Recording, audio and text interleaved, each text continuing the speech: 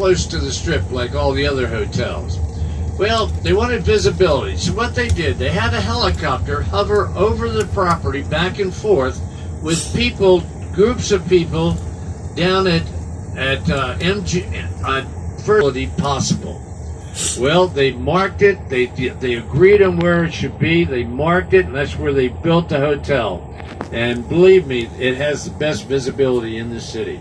The hotel itself is very quiet. They don't do any shows there, and they don't have any gaming. There's no casinos. Yeah, that's good. I walked down to the Bellagio.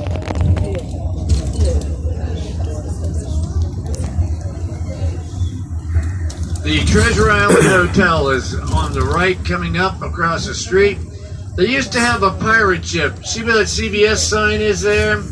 But coming around, the pirate ship would come around the corner and attack the British frigate. They had a show, and it was wonderful to see. It was all outside, and they did it only at night. And they had several of them each night, but they don't do it anymore. They stopped about 9, 10 years ago. You see the pirate ship there and the British frigate. They're still there. There's Senior Frog's Restaurant. It is a Mexican cuisine honky tonk.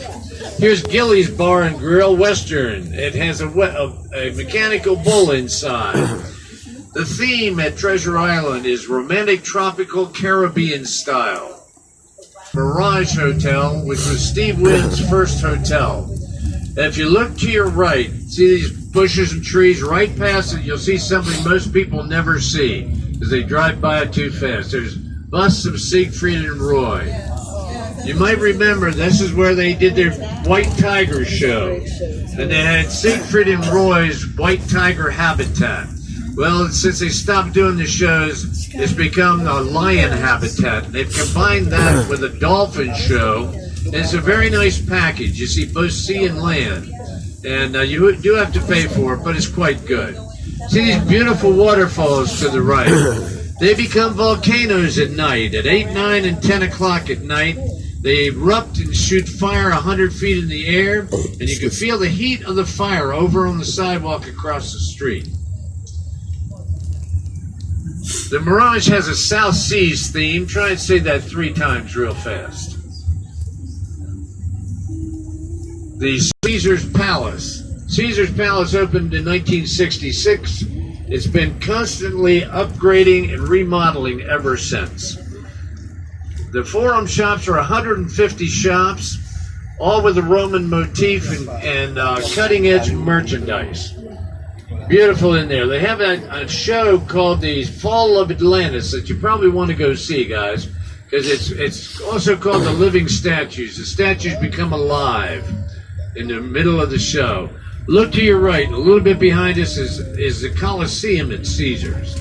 That's where Celine Dion was singing. As Rod Stewart is there, Mariah Carey is coming back soon, Madonna's going to be there. There's some top-notch entertainers in the world.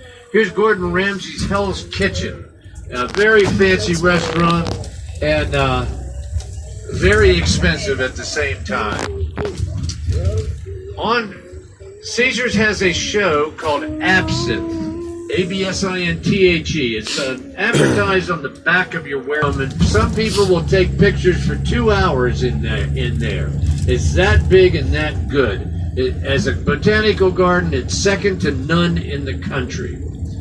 They do change the scenery every climate season plus the Chinese New Year. So right now it's the autumn season and fall season, and the motif of the room is that. They have glass ceilings in a number of places that are worth seeing. They have the world's largest chocolate fountain, and they also have artwork, blown glass artwork, mostly chandeliers that are all over the place. This is Dale Chihuly. He's the most famous blown glass artist in the world, and his artwork is all over the place in the Bellagio. Okay, here's the Cosmopolitan. There's one word that describes a Cosmo. That word is glittering. If you go across this overhead bridge and go inside the Cosmopolitan, by the way, that's the best way to get over to the to the city center also in the Aria. You got to go over here, then you go over towards the Aria, and you go see city center. But anyway, the Cosmopolitan, you walk inside, and you'll come upon a 3-story crystal chandelier. Now, you need to go down to the first floor to see it. You're on the 3rd floor at that point. And take the elevator. And she never knew that story about Crystal Shopping Center. Where we put the luggage. And in the bottom of the luggage, and games and chips. So we're almost done.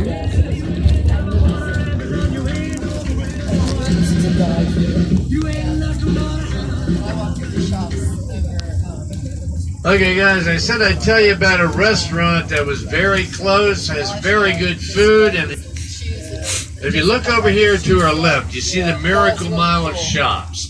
You go through those doors and you'll find a restaurant on your left called Ocean One. I'll tell you exactly where it is in a minute.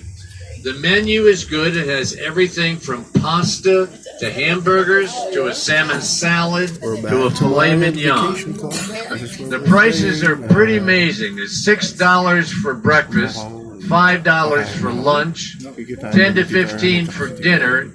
Normally on the strip, entrees cost